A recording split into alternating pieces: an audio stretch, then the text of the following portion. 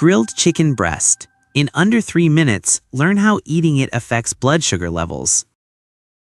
Grilled chicken breast nutrition facts.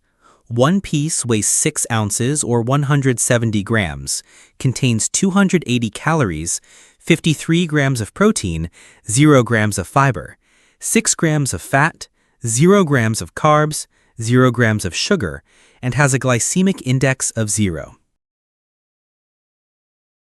What would be the blood sugar response after eating one piece of grilled chicken breast?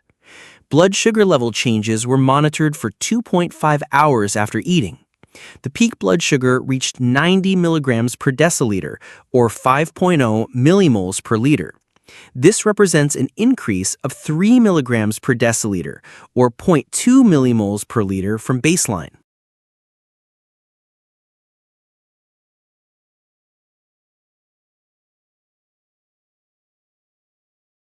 The minimal glucose response is due to 0 carbohydrates and 0 glycemic index. The high 53 grams of protein provides sustained energy without raising blood sugar, while the low 6 grams of fat supports satiety and nutrient absorption. Eat freely and often.